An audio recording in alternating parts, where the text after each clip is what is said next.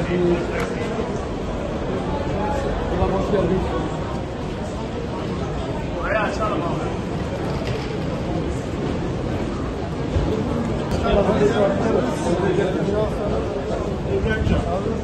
Şey yapma, o tarafa gidin, oraya geçelim. Şeyden, o tarafa.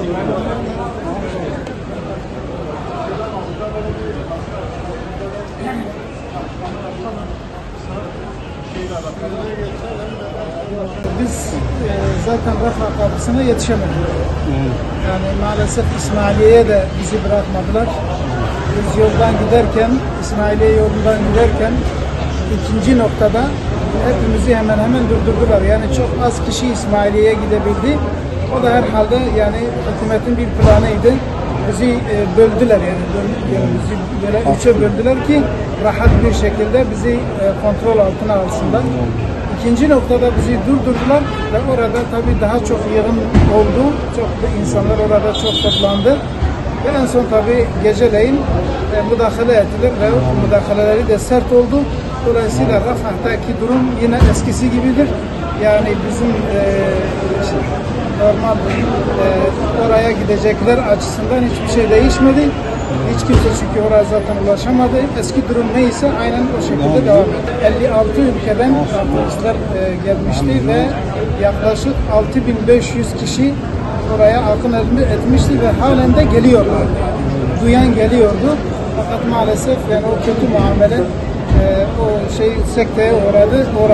Hava alanında 3-4 saat bizi beklettiler.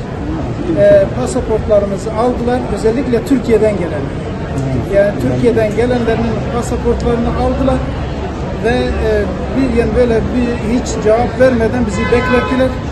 En son tabii böyle teker teker sorguya çekerek işte neye gelmişsin, niçin gelmişsin, kimlerle gelmişsin, kiminle görüşeceksin falan bu tür şeylerle bunların üzerinde durarak yani bir baskı kurdular. Yani gerçekten bizi orada mağdur ettiler yani.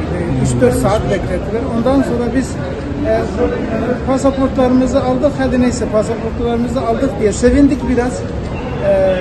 Arabayla otele geldik. Otele giriş yapar yapmaz meğer ki vurdukları karakolun içine girmişiz. O zaman işte bizim telefonlarımızı da elimizden aldılar.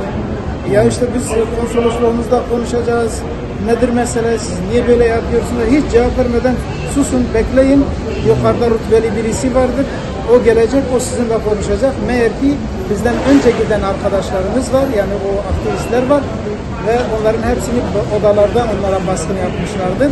Onları teker teker getiriyorlar. Ondan sonra biz gördük. Onları indirdiler. Ve en son bizim eşyalarımızı dağıttılar. Baktılar çantalarımıza falan. Ondan sonra bizi de alıp bir minibüsün içine koydular dışarıda.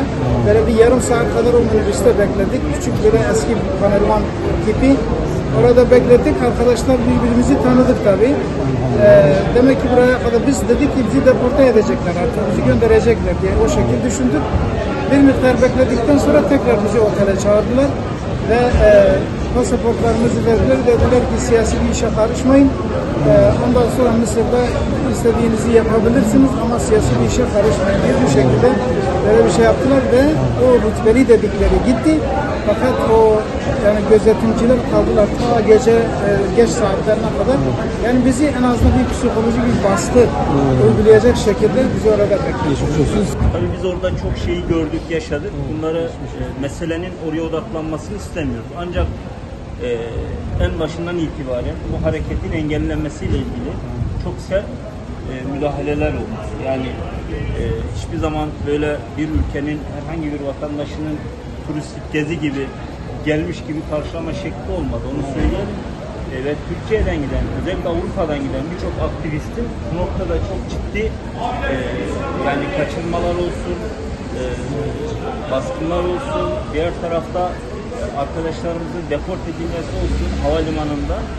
Yani bunlar çok ciddi sorunlara neden oldu. O yüzden oradaki özellikle Türkiye'den giden arkadaşların bir terörist muamelesi görerek havalimanında saatlerce bekletilmesi ve pasaportuna yönelik yapılan o işlem hakikaten bizim açımızdan da ülke açısından da kabul edilebilir bir şey değildi yani.